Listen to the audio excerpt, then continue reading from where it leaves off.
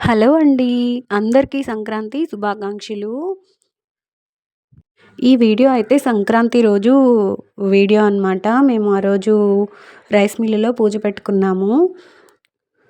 పూజారిని తీసుకొచ్చి పూజ చేస్తున్నామనమాట. Every year ఇలాగే చేస్తాము సంక్రాంతికే. ఎందుకంటే అప్పటికి కొత్తగా పండిన ధాన్యం వస్తాయి కదా! అవి రైస్ మిల్లులో కొత్తగా స్టార్ట్ చేస్తారనమాట.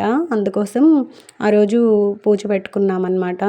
లాస్ట్ ఇయర్ వీడియో కూడా మీకు కావాలి, చూడాలి అనుకుంటే డిస్క్రిప్షన్‌లో నేను లింక్ ఇస్తాను. మీరు చూడండి. ఇదంతా లోపల మిషనరీ.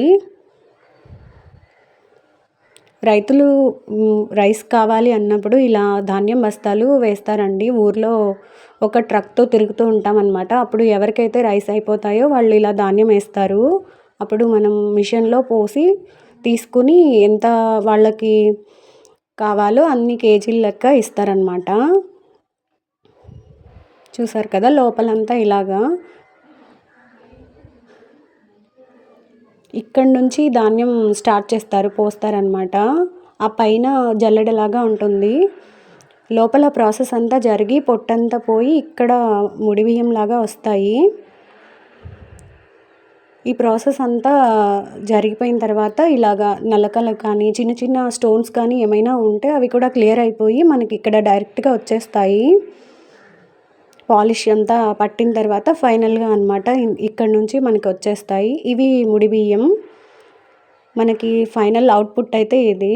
ఇలా పాలిష్ అయిన తర్వాత వచ్చే రైస్ ఇవి. కొత్తగా పోసినవి. మనం టేస్ట్ చేయగానే చాలా స్వీట్‌గా అనిపిస్తాయండి ఇవి.